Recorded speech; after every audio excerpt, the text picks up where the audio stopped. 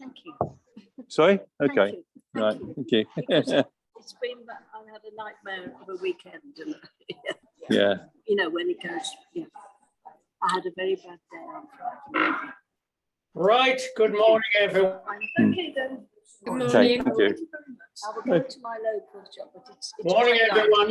Morning. It's going to be terminal on Nice to see you Yeah. all.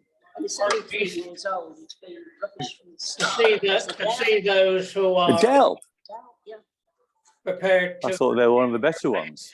Now, I'm short of Philip this morning, Yeah. who's gone to Devon, and I can't find out how to shut you all up. So if you could mute yourself, Well, I never been to that. I don't really like that. if you're not muted, if you could mute yourself, that would help me struggling to find where the mute button is. Thank you very much. Thank you for making it on one of our off days. And I'm going to hand over to Judy. That's because they've all muted themselves.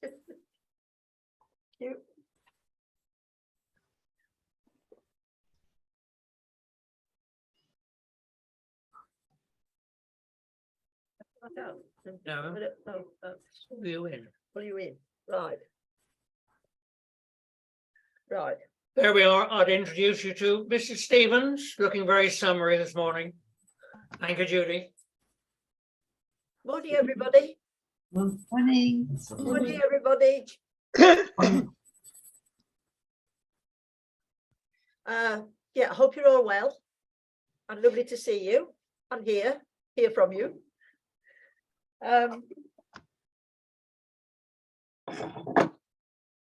So Martin, something before I start talking. I'm sorry. Yeah.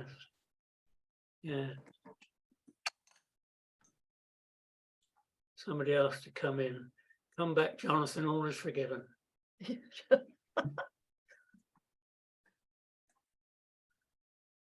Yes, I'll start saying something in a minute when the technology's been dealt with. It's been playing up this morning. It's not. It's recording. Just bear with me a second, if you will. That's what I was looking for. Right. Oh, I have suddenly appeared. I have suddenly appeared on screen. Right, off you go, Judy. Can everybody see Judy's face? Yes. Thank you. Poor things. Thank you, Dennis. Off you go. Right. Good morning again. Good morning, everybody. Lovely to see you. I'm sure this particular topic is quite familiar to many of you. You may remember doing this at school because it is quite a dramatic, well, very dramatic incident in our history. The death of Thomas à Becket. And I can't remember at school doing anything about his early life. You know, he was suddenly produced as the Archbishop of Canterbury, and then he was murdered. So I did a bit of research into his early life. I did know that he was born in London. I could remember that. His parents were Normans, so they spoke French. And we know the names of his sisters, interestingly, Rose, Agnes, and Mary, which sound comparatively modern. But the important thing is that he had a great education. At Merton Priory, so educated by monks, which was standard for the time. Then in a London school. And then, because of his mother's influence, he went to Paris and had further education in Paris. His mother, and we often think medieval women were non-entities, hardly spoken of or didn't have any influence at all. But more and more we're discovering that medieval women did have influence, and certainly his mother, who was called Matilda. It seems as though everybody in medieval times was called, all important women were called Matilda. She had a great influence on him. She believed in education. unusually again for a woman, and she made sure that her son had an excellent education. And of course, it paid off. It paid off. Thomas became a city clerk, an accountant. That's what we call him today, an accountant. He worked for various London sheriffs. Today, we'd say he was building up his CV because he won golden opinions, whoever he worked for. They recommended him and said how conscientious he was, how hardworking, how intelligent, etc. And then, because of his father's influence, he gained an excellent job as in the household of the Archbishop Beck, BEC.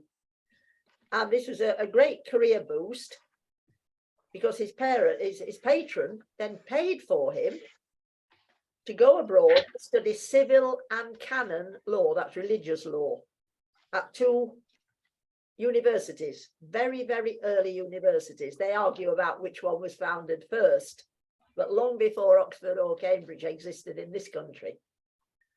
Bologna and Auxerre. So he had the very best of educations. What did he look like? And we got very good descriptions of him. Tall and slim with dark hair, dark eyes, and a pale face that went red when he got excited or very passionate about something. He had an attractive personality, hence the promotions and the recommendations, what we now used to say a likely lad. He was spotted and sort of, we'd say today, he was fast-tracked. He was witty and quick off the mark. He kept up with other people's conversations, had a very, very good memory. He was interested in other people, and although he was chaste, he didn't have any girlfriends, he was fun-loving and certainly worldly. He liked good food, he liked good wine, he liked to laugh. One of the lads, but not in the sense of having relationships with women. Chaste. The grey one on the chair. So on his return to England, Theobald appointed Thomas as Archdeacon of Canterbury. So that was a massive, what we call promotion today, a promotion. And less than 3 months later, he was recommended to the king as a suitable person to become chancellor. So a massive step up the ladder without having to try. It wasn't like nowadays, somebody going for numerous interviews in their desperate, their desire to, if somebody's ambitious and they want to get on and they have to keep going for interviews and failing and then going for another interview and filling in lots of forms. This was done painlessly. He was, what we now use the phrase, headhunted. I've got a son-in-law who has been headhunted. He has hardly ever had an interview in his whole life. People just know that he's good at what he does and they ask if he would like to go and work for them. And that's been happening ever since he left Durham University. He was sort of headhunted from university, and it's gone on ever since, and he's now 58 and he's never really had an interview. But each time he changes job, it's better pay and better conditions, etc. So this is really what happened to Thomas Becket. He just painlessly and without any real effort on his part was promoted again, and has become Chancellor. Top job. Not Chancellor of the Exchequer, the other kind of Chancellor. So a bit like a Prime Minister. There wasn't such a thing in the 12th century, but he is now what we now call a top cabinet minister, advisor, chief advisor to the king. What did he do while he was Chancellor? All kinds of good things. Repaired the Tower of London, continued to tackle the illegal castles that had been built during the reign of Stephen, during the years of anarchy. And he worked well with people. He had an attractive personality. He could persuade people to do things they didn't really want to do. He had many, many great talents and gifts. Very knowledgeable, very intelligent, very good with people. And the king was fascinated by him. There was a 15-year age gap, which you'd have thought was too much. But the king, young king, thought Thomas Becket was wonderful. Treated him as a start with a kind of guru, a wise man, an advisor, but then they actually became friends. They had a real affection for each other.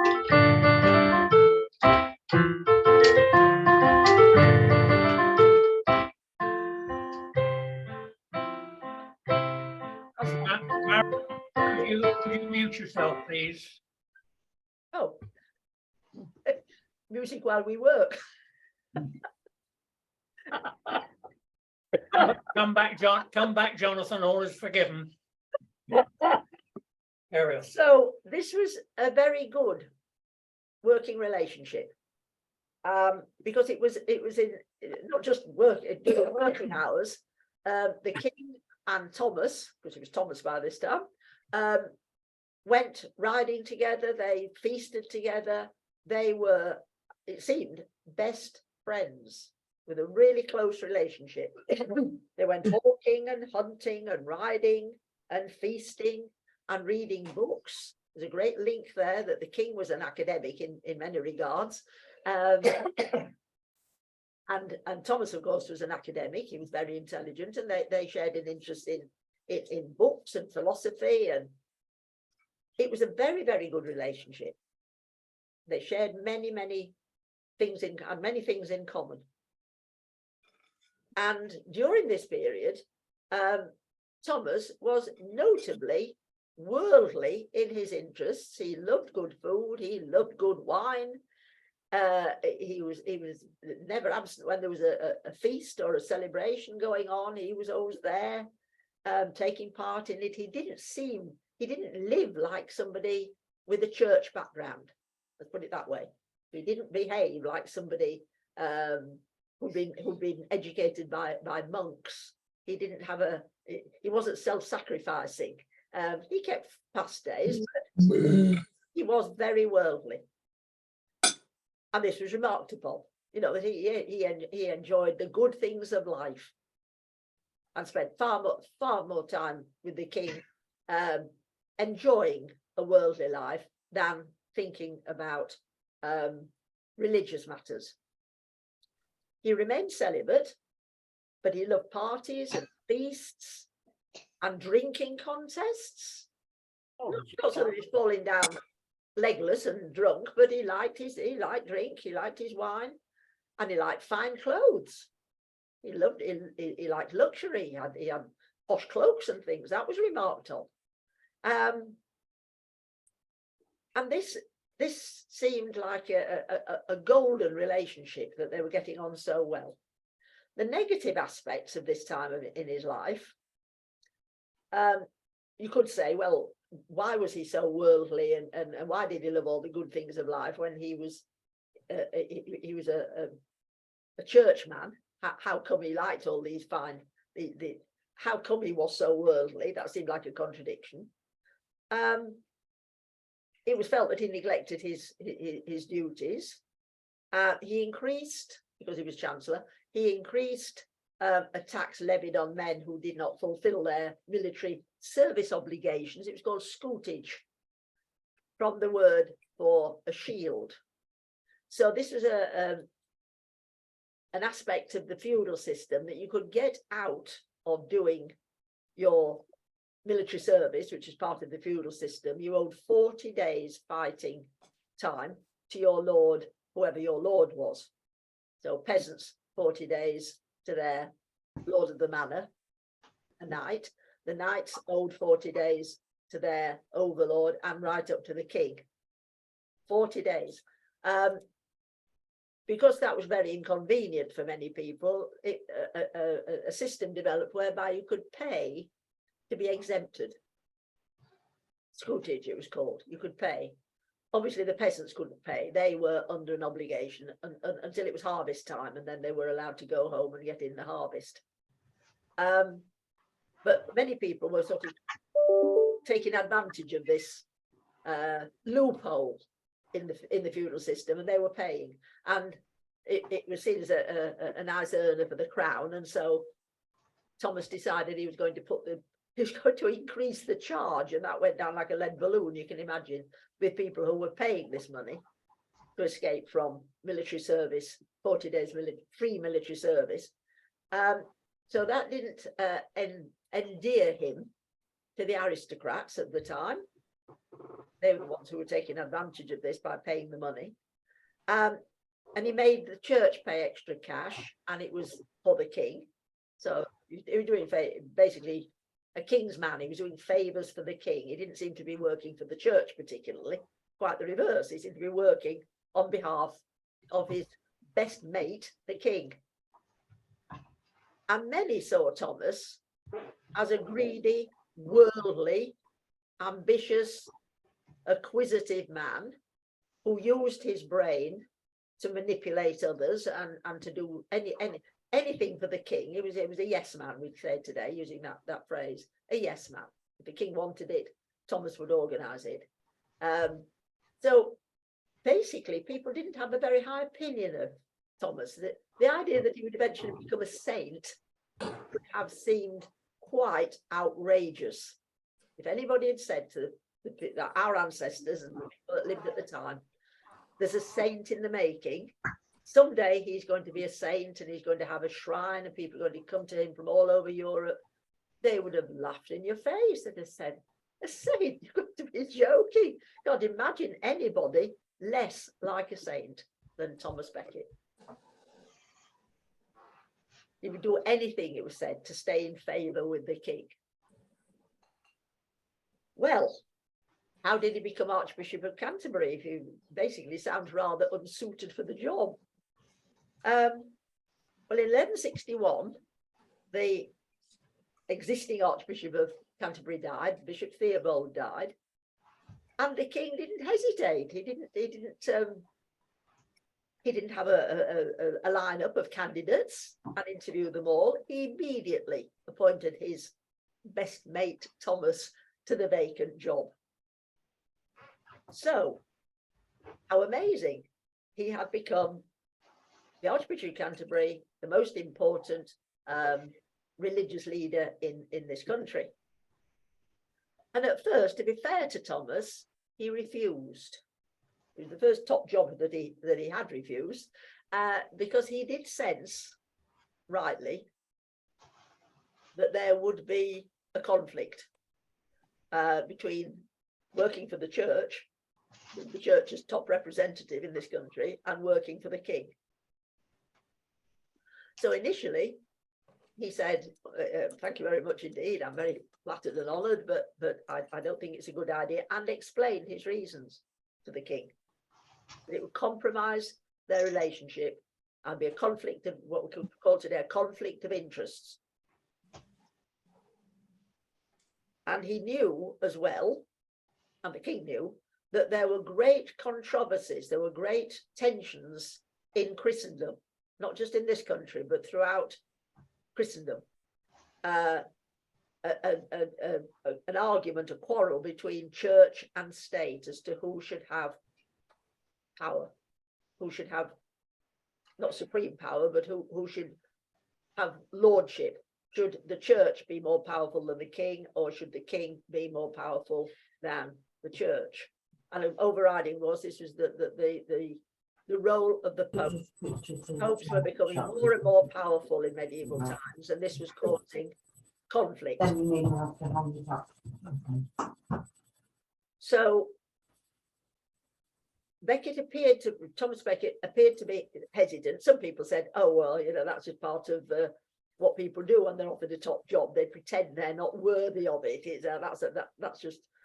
That's because he's an intelligent, manipulative man. He just wants a good reputation. He wants to appear to be hesitant and little me, asking little me to be the Archbishop of Canterbury, I'm not worthy of it. It wasn't that, not at all. He genuinely foresaw problems, and he was right. There were going to be problems, massive problems. But the king was very insistent and insisted on having his own way. He had an agenda. It wasn't just genuine, here's a vacancy and I want to honour my friend because I care about him so much. I love my friend. I want him to have the top job. It wasn't just that. The king had an agenda. He had already foreseen that there was going to be trouble, this great power struggle going on in Europe between church and state, had already arrived in this country. And so the king, thinking, also intelligent, was thinking, well, if I appoint Thomas, he will be totally on my side.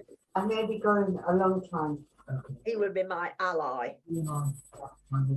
And so they both had an agenda.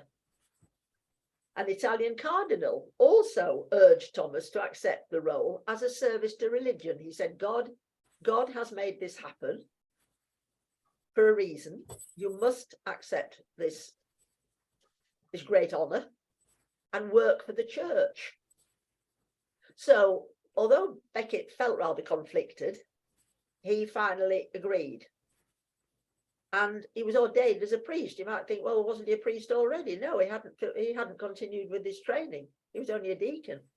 So that's a bit weird that he wasn't even qualified to be the Archbishop of Canterbury and he'd taken on the job. It just seems completely peculiar to us that he then had to be ordained as a priest. And he was crowned or consecrated 3rd of June, 1162. And then a very interesting thing happened, which took everybody by surprise. He changed. He changed completely. People have debated ever since. Was it a conversion? Was it a religious conversion of some sort? Was it, again, part of his manipulative personality? Was it all very calculated? That he was going to change his lifestyle completely? So was it cunning and calculated, or was it God-given? Had God changed him? Had he undergone some sort of personality crisis? No, nobody knows. And at this distance in time, there's no way we can ever really find out. But what we do know is that Thomas changed dramatically, and he reformed himself. He changed his lifestyle. He became pious, wholeheartedly on the side of the Pope and the Church in this great struggle that was taking place for power.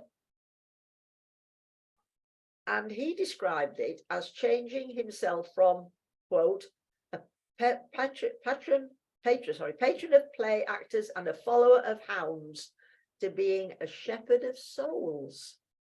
It's rather a beautiful quotation, so I'll read it again. He changed himself from a patron of play actors and a follower of hounds to being a shepherd of souls. One of the great hobbies that he shared with the king, was being on horseback, chasing deer. They didn't chase foxes in those days. They chased things that they could eat later: deer, boar, stags, etc. So he agreed that he had been quite obsessed with this, with riding to hounds, but now he was going to be a shepherd of souls. And he took his new responsibilities extremely seriously and suddenly started to live a very austere life, which included, now this wasn't known about until he died, until he was killed, wearing a hair shirt. I haven't put that in the notes. A lot of you will know all about hair shirts. You'll have learned about it, or you know about it anyway. But it's an expression, or it used to be an expression, meaning somebody being very self-sacrificing, somebody deliberately punishing themselves, feeling very, very guilty about something, wearing a hair shirt, being very penitent and contrite, and beating themselves up about something that they've done that they feel really guilty about. But wearing a hair shirt was an actual thing. The shirt was made of plaited hair. So it was incredibly uncomfortable to wear. And you wore it under your other garments, and it prickled and scratched you, and was very, that was the whole idea. It was constant torment.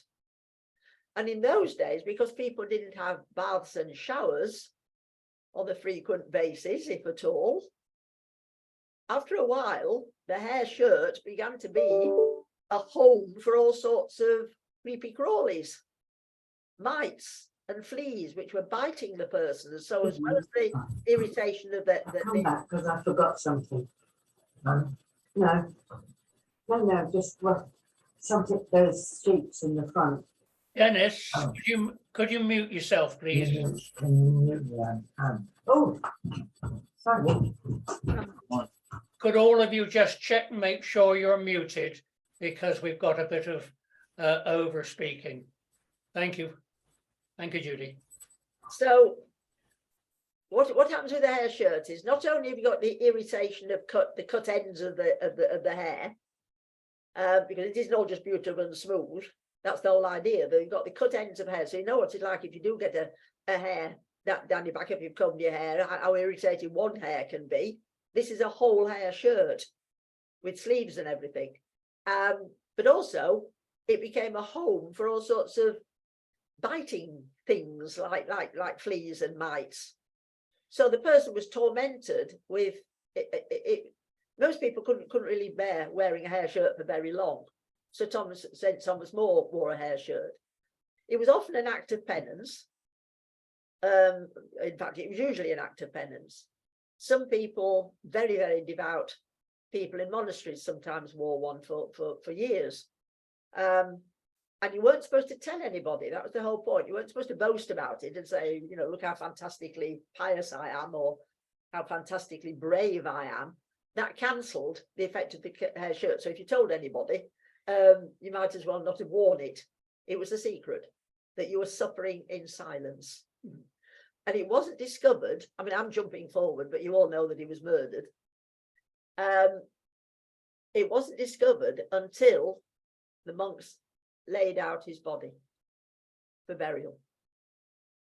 And then, to their absolute amazement, they found that he'd been wearing a hair shirt for years, and he was covered in sore places, and he had been in torment for years. And that was one of the reasons that he was made a saint. One of the reasons put forward for his sainthood. So we're looking at a complete change of lifestyle, and apparently a change of character and personality, very dramatic change. He started to live austerely, and instead of spending money on himself, on entertaining and fine wine and good food, he started to give very generously to charities, which he hadn't done before. So again, change of direction. And as a result, of course, what he predicted happened. He came into conflict with the king. First of all, he resigned his chancellorship. He said, I can't do two very, very important jobs. I'm going to concentrate on my new role as Archbishop of Canterbury. The king wanted him to continue as chancellor. He insisted on giving up.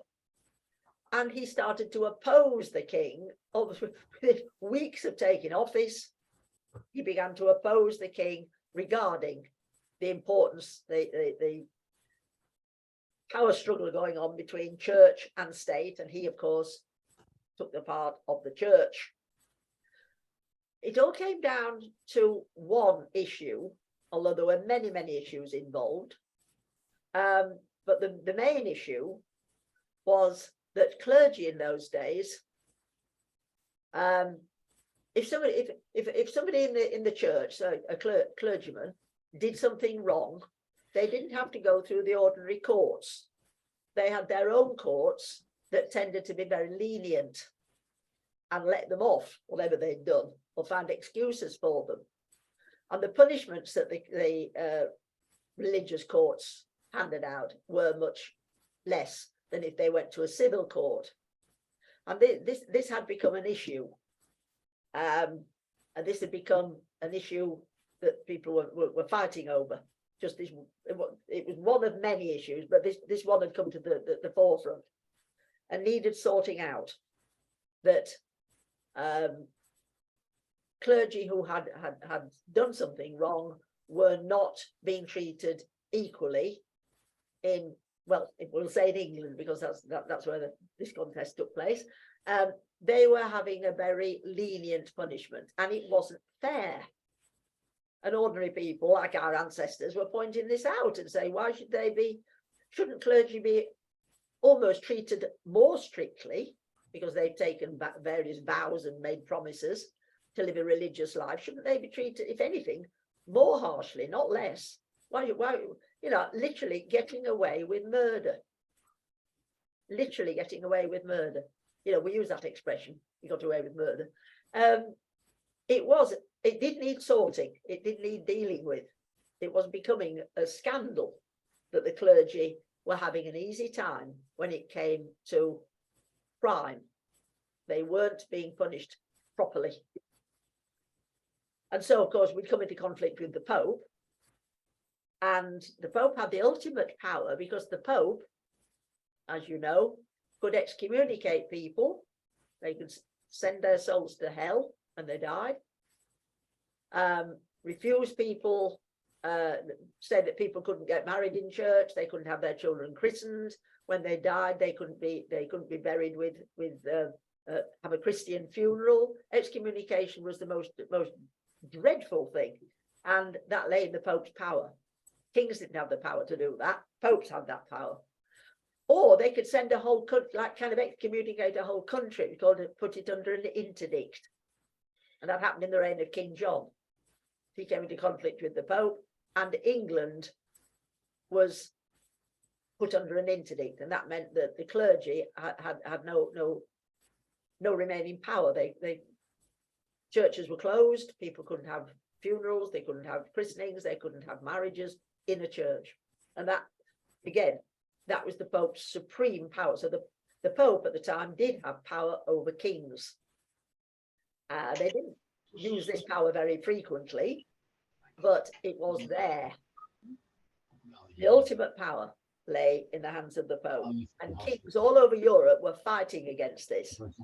They were resisting it, saying, where does that leave us? That leaves us sort of powerless in our own realm. Okay. Chicken. Yeah. So this was the situation that Thomas Becket inherited. He inherited this problem. And to the king's horror and disappointment, Thomas took the Pope's side. Of course he did. He was the Archbishop of Canterbury now. He was on the side of the church, fighting for church power and church privileges. Well, that wasn't why he'd been chosen to be Archbishop by the king. The king was bitterly disappointed at what had happened to his mate, his friend. His friend didn't seem to be his friend anymore. So that the friendship was broken. It was very dramatic. And as a consequence of discussions taking place in Northampton in 1164, both sides were entrenched. There was no leeway. There was nobody acting as conciliator. There was nobody trying to get the two the sides to see eye to eye. There was no way they were going to see eye to eye.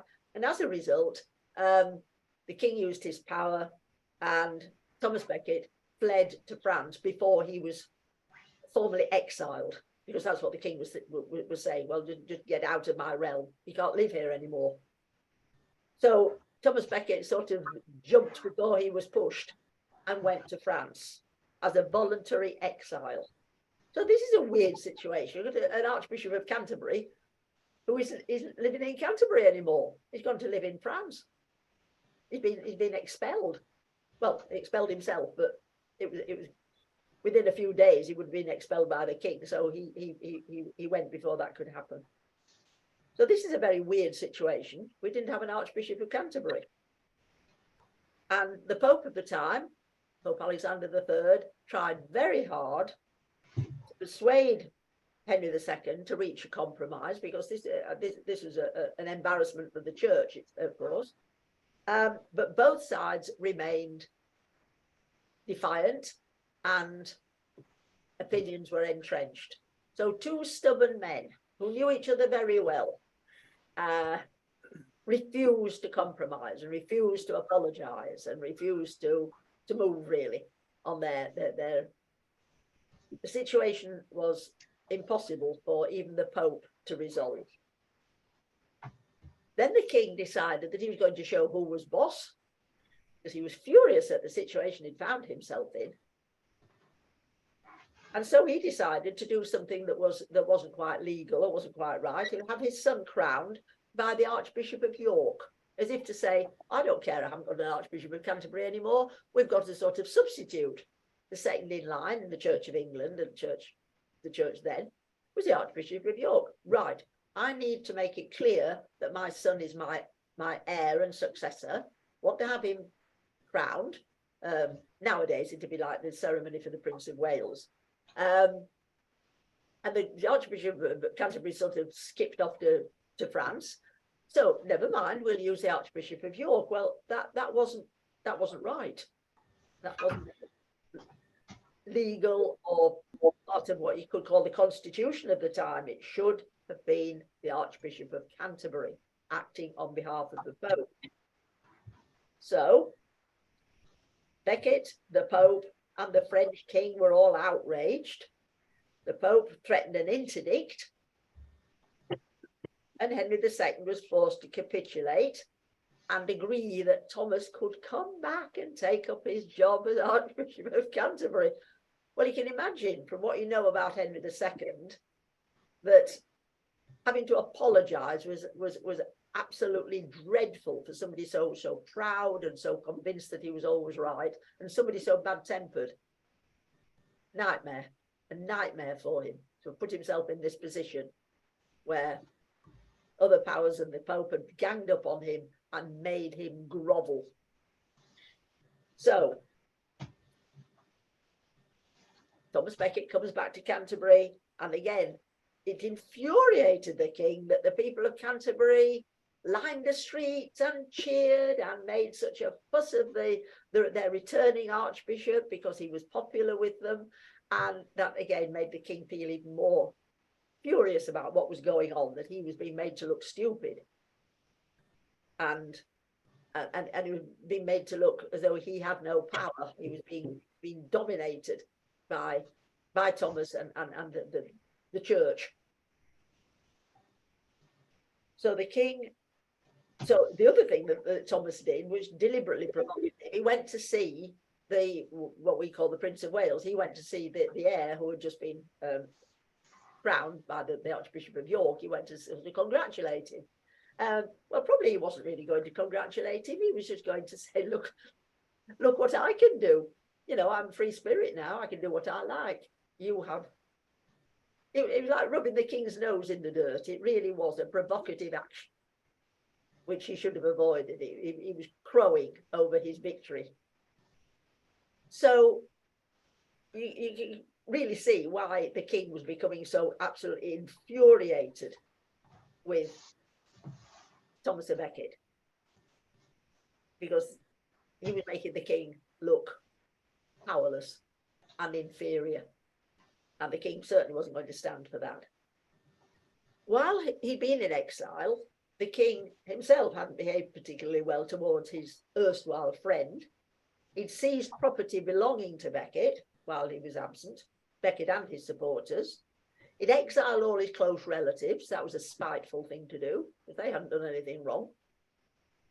And he put pressure on the monks of his abbey during his exile to surrender him as a prisoner to the king. He kept writing to the monks in France and saying, hand him over, he's an English subject.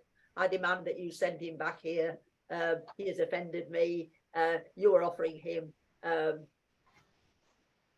you're giving him sanctuary, which is a very strong thing in the medieval times. You could take sanctuary in a cathedral or an abbey, and the civil powers couldn't reach you. Well, there's a time limit, but it was as though he'd taken refuge, he'd taken sanctuary in France, and the King of England was demanding his erring subject, demanding that he be returned. So that was another impasse. The monks were saying, no, he lives here now, and we're protecting him. So the King of England was feeling totally frustrated at every turn.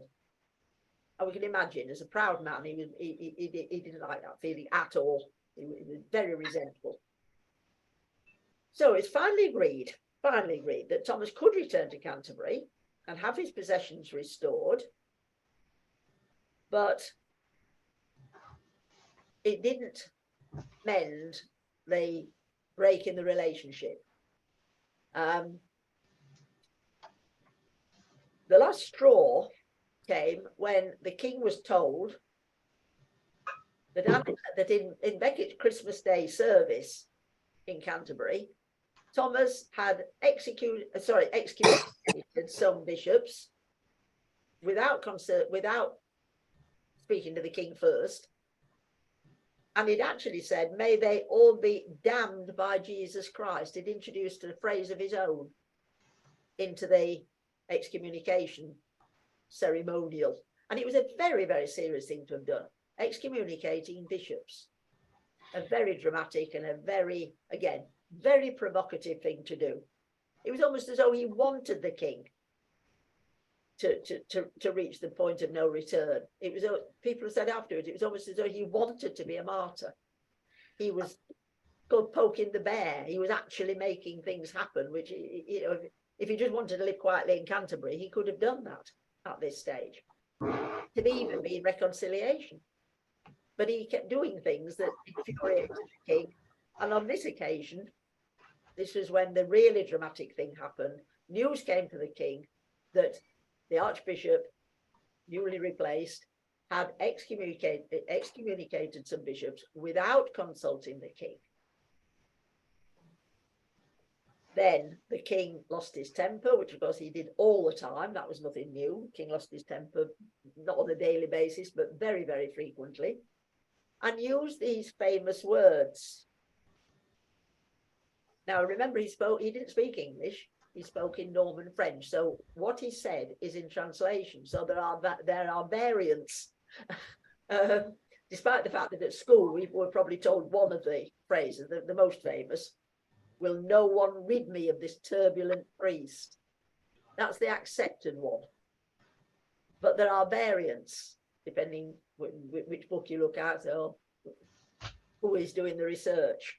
Another version, what miserable drones and traitors have I nurtured and promoted in my household, who let their lord, that's him, the king, be treated with such shameful contempt by a low-born clerk. You can sort of feel the anger in the last phrase. A low-born clerk. I'm being defied by somebody who has no right to defy me. Low-born. Just true, of course. Not quite as low as you're making it sound. He made him sound as though Thomas was a peasant. We would say that Thomas had been born into a middle-class family. But that doesn't matter. What did the king actually say? Been argument ever since. What he said triggered this incredibly dramatic decision that the king, that the four knights made.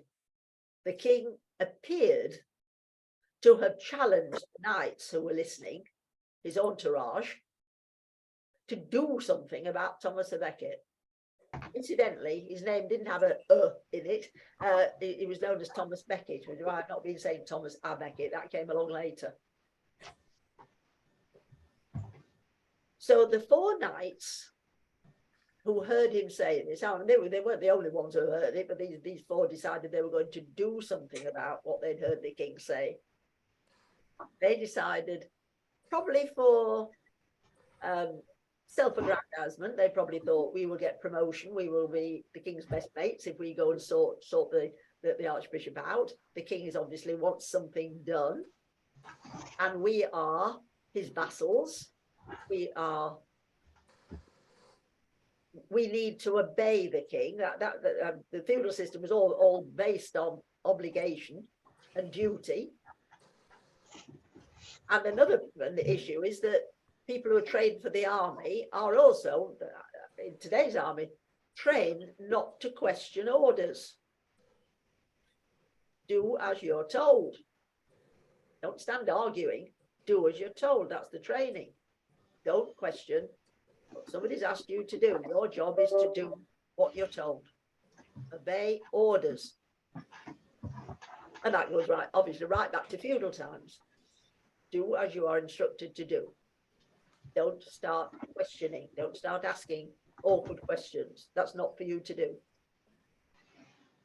Your job is to obey orders and instructions from people who are above you in the hierarchy, or more important than you. They make the decisions, you carry them out. There's been argument ever since. Why did these knights think that they had permission or authority or even an order to go and kill the Archbishop of Canterbury? Why did they think that was an all right thing to do? They thought they'd been told to do it. Will no one rid me of this turbulent priest? What does that sound like? That sounds like, why are you all so passive? Why doesn't anybody help me here? I am being defied in my own realm. He's gone too far this time. Why doesn't somebody do something? It was kind of an open question, but a challenge. And the knights took up the challenge. If he actually said what the second account of this by another chronicler, what miserable drones and trade. I mean, drone is an idle person that takes but doesn't give, and that's what he's saying. What miserable drones and traitors have I nurtured and promoted in my household? Another version of this is, you've eaten and you've drunk at my table for years, and yet you won't help me in this situation. He was actually being sarcastic. He was accusing his entourage of living at his expense, but not doing anything in return. So you could say that these knights were actually honourable men doing their duty as king's men, or they were murderers. Or was the king the murderer?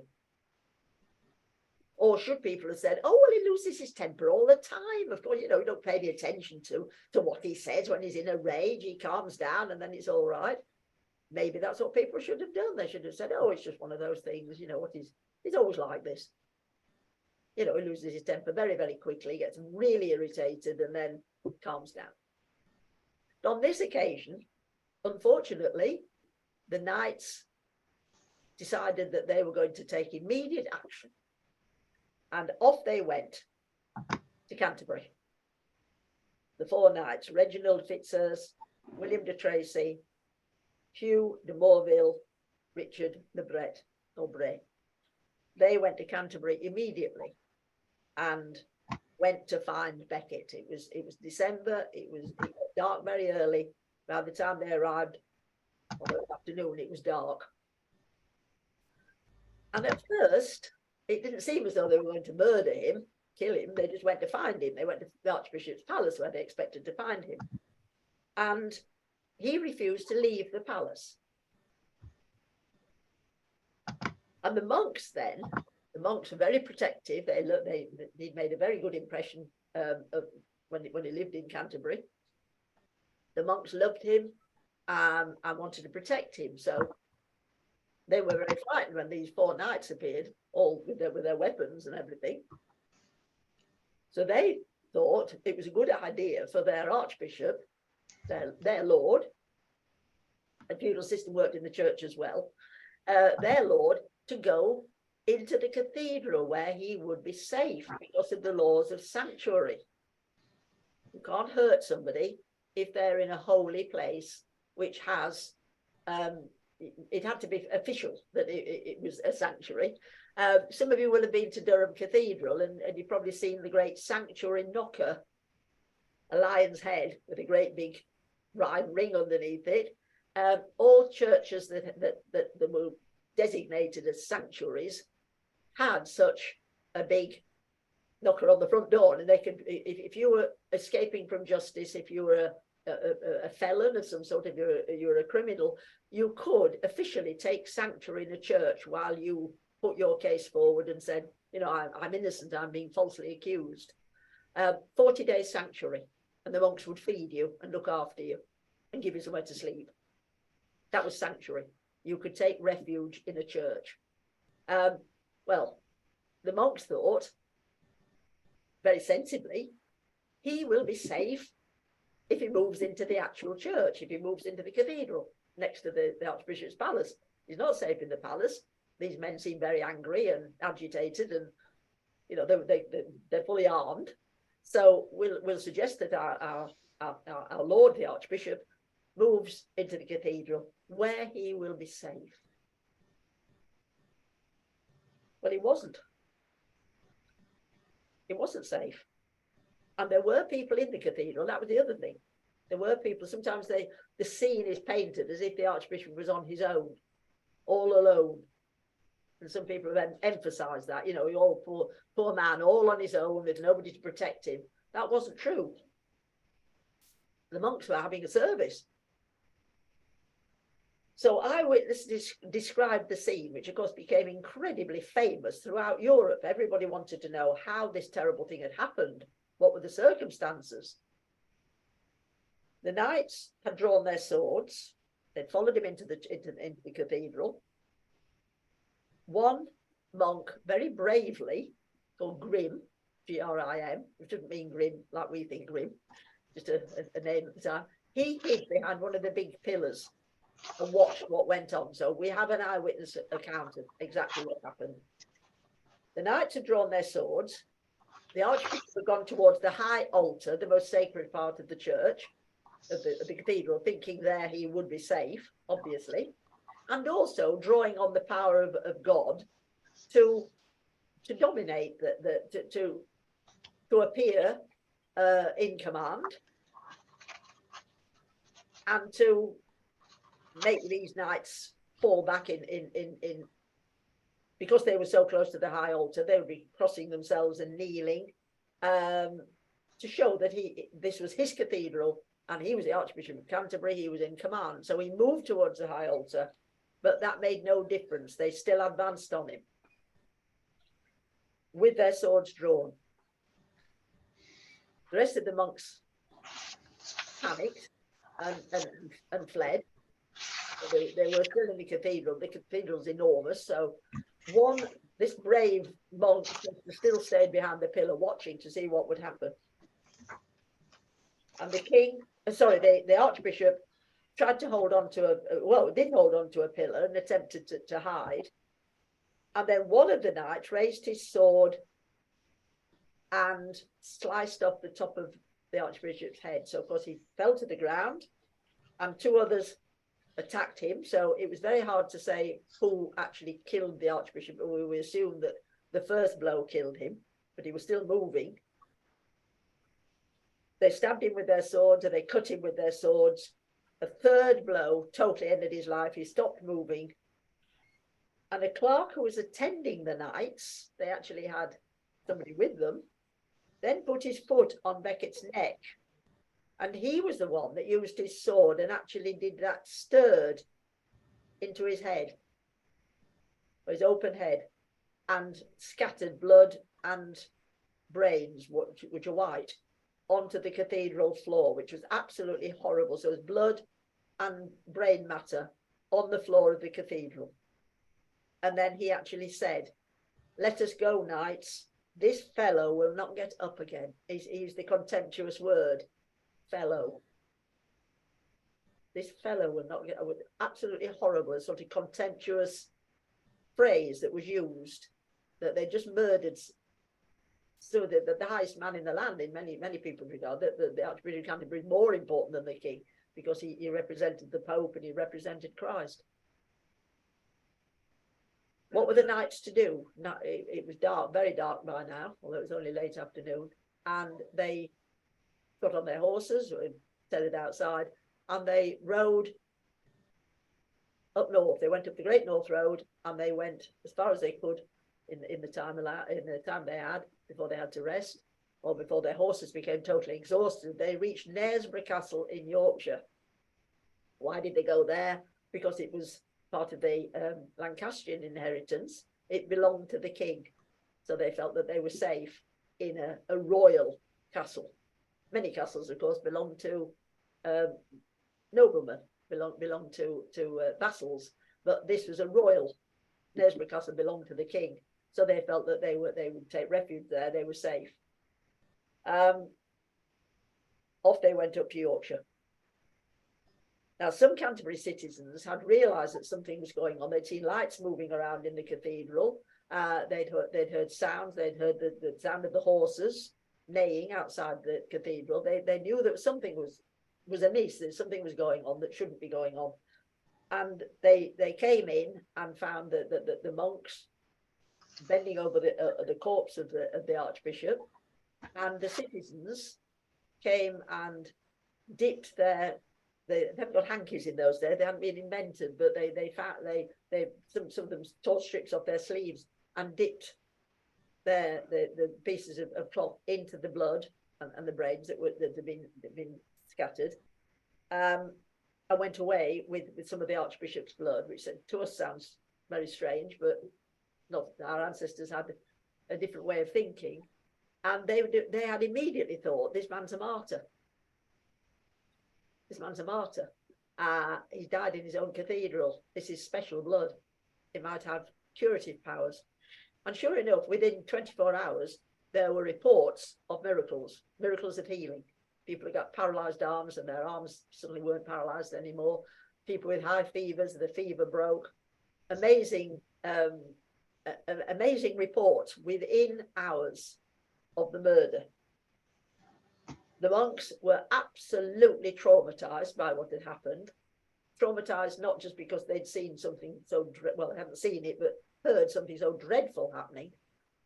They didn't know, there was no precedent. They didn't know what to do and how to behave, but they did behave very well indeed, considering what a state they must have been in.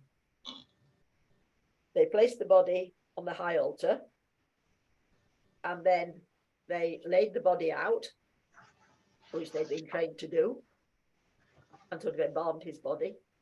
And later they transferred, they had a special shrine built very quickly, and they built a special shrine near the place of martyrdom. But before that, they put his body in the crypt. And for quite a while, that was where the shrine was, in the crypt, underneath the church, something like in the cellar of the house, in the crypt of the church. But it was rather... It was a big crypt, but there were narrow entrances to get there. And when it became an official shrine and thousands of people were queuing to get in, the crypt became really rather inconvenient, because it was just a very narrow door to get into the crypt. And that's when they moved him to where he had actually been martyred, where the shrine that Henry VIII went to, and that the people from all over Europe, kings and queens from all over Europe, visited the shrine of St. Thomas à Becket. Then it was near the high altar where he'd been murdered or martyred. News spread very quickly, considering the limitations of messages in those days.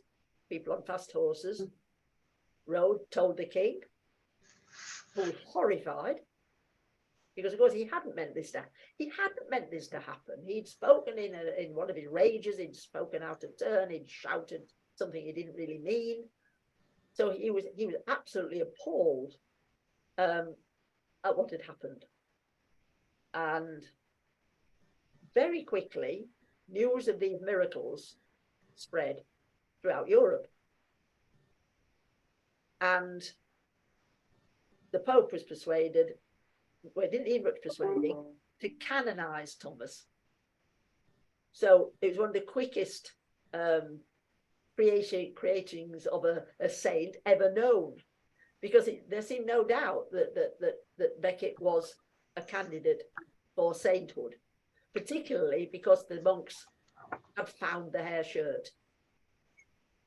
And they said, you know, this man has been in torment ever since he became archbishop. These are very old bites and they've gone bad. He got ulcers all over him, and nobody knew. You know, we were wearing these fantastic, splendid robes, and underneath was this horrible hair shirt with the insects in it. Miracles taking place, not just in Canterbury by this time, because they'd got the monks very sensibly and collected the blood and mixed it with water, and was sort of selling you did have to pay little phials, they were called, little leaden bottles with the blood mixed with water, very, very sort of diluted, and people were taking this holy water which had the martyr's blood in it home and using it as a healing remedy. And more and more reports of healing miracles taking place, and other forms of miracles, people praying for something to happen, and it happened. So the Pope had no hesitation really in going ahead. There was no argument really. It wasn't controversial, making Thomas into a saint. The king was in a very, very difficult position, because it was his outburst of rage that had caused this to happen. So what was he going to do? He took full responsibility. He was absolutely devastated. All his love of his friend came flooding back. The years of anger and arguments and controversy disappeared. He just remembered that how much he had loved his friend and how close they'd been. So how was he to try and make up? Well, he couldn't make up for what had happened. The Pope suggested that he should do public penance. So it was agreed, and the king agreed. He didn't argue. He just said, you know, whatever you decide.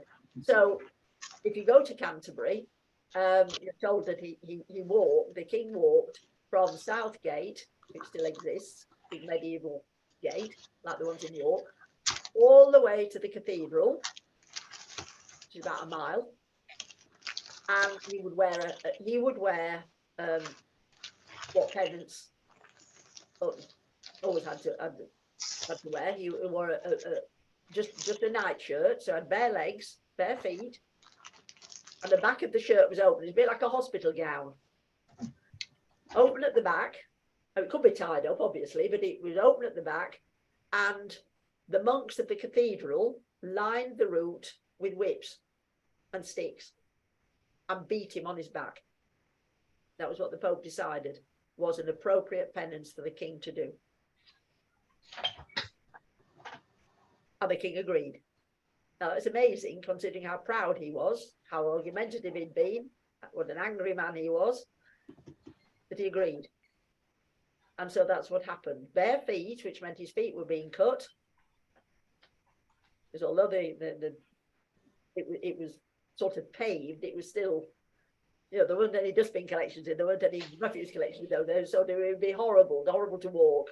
And just because he was the king, they didn't clean it, they didn't prepare it. That was part of the penance, having to walk barefoot.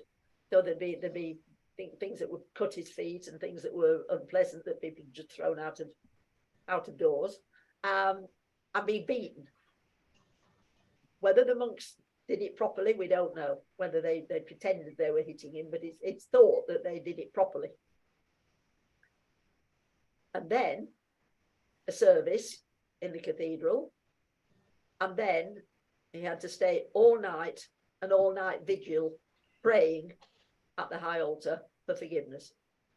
And he agreed to do all that. He was absolutely devastated by what had happened, and that his angry words had led to such an absolute catastrophe, such an absolute disaster.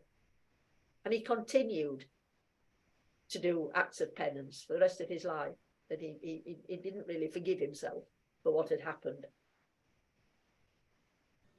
He accepted his responsibility for what what had taken place. He didn't argue, he didn't say, oh, well, you know me, I know, I lose my temper really quickly. Why on earth did they think it was their duty to go and murder him? That isn't what I meant at all. I was just in a bad mood. I was just angry. He didn't try and justify himself at all. He accepted his responsibility. And the shrine very quickly became a European wonderful shrine. Many, many people came from all over Christendom. It became one of the greatest shrines in medieval Europe. One of the first things that happened was that the King of France, whose heir, only son was ill, he came to this country. So it's a sort of like a state visit combined with the pilgrimage to pray for the recovery of his son.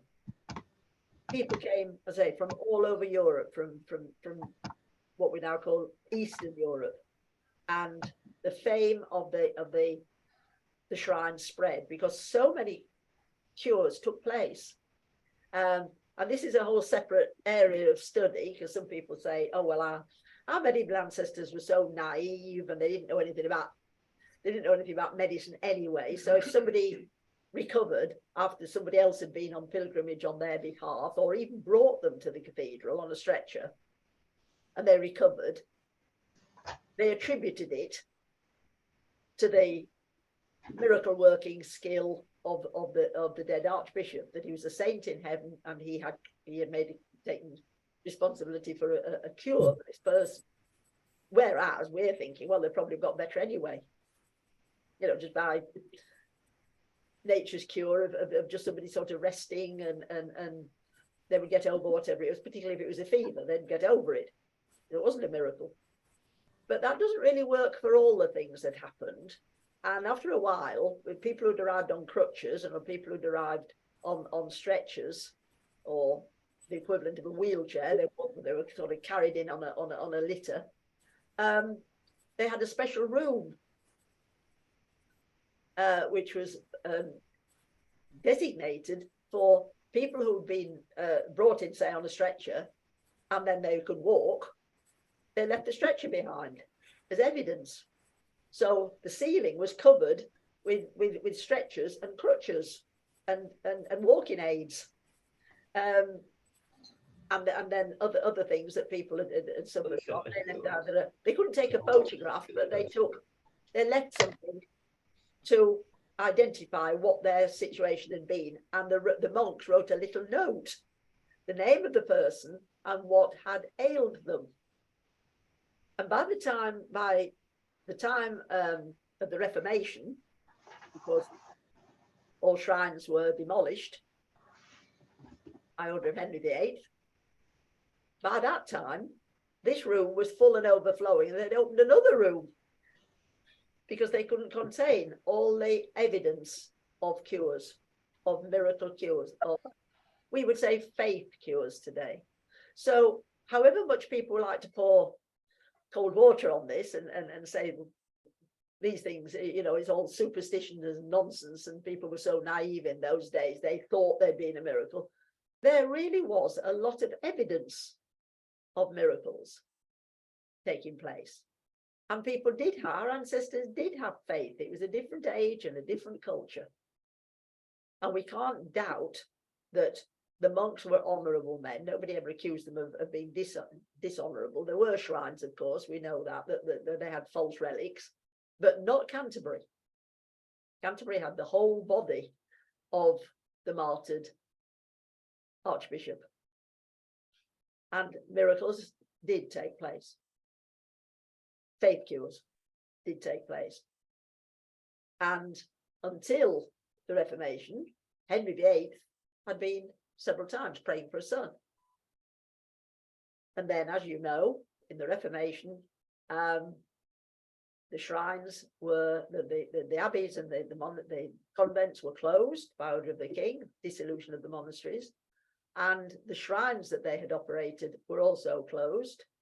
And the shrine it was almost like Henry VIII repeating this conflict between church and state. He was particularly vindictive towards Becket's shrine.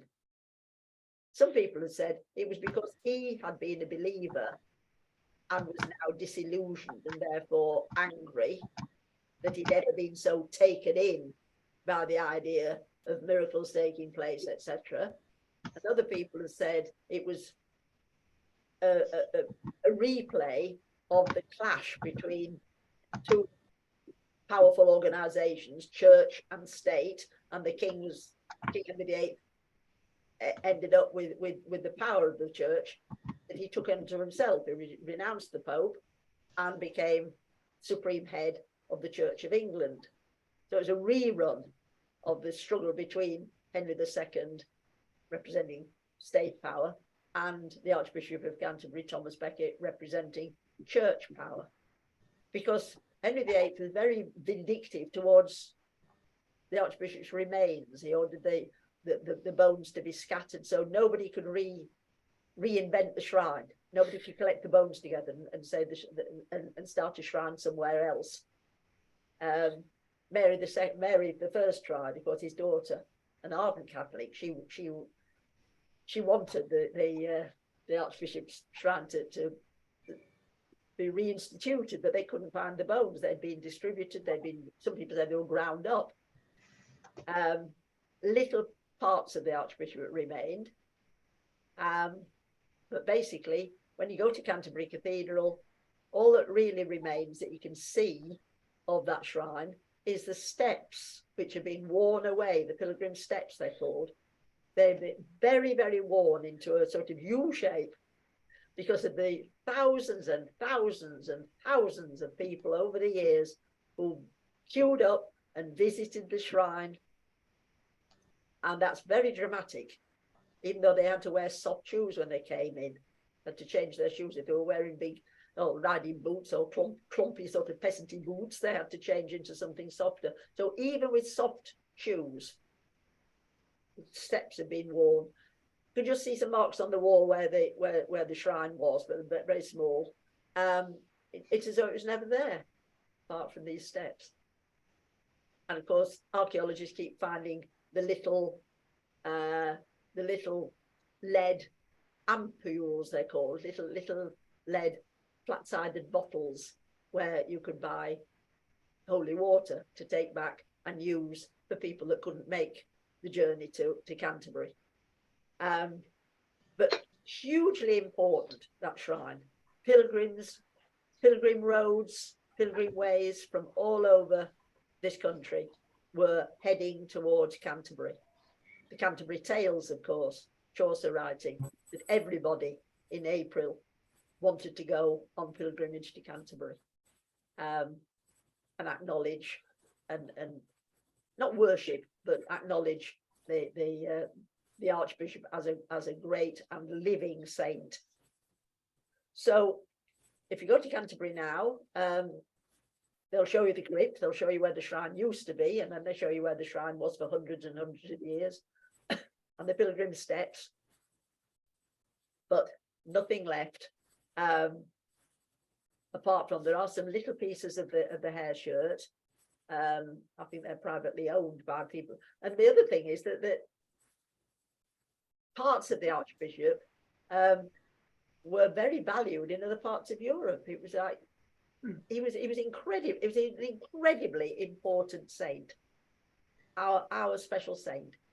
Two of the greatest shrines in Europe, Walsingham in Norfolk, where they had Our Lady's Milk and Our Lady's Girdle, and a reproduction of the Home in Nazareth. So Walsingham, and then its rival, but greater, Canterbury, the great shrine of St. Thomas a Becket, internationally known.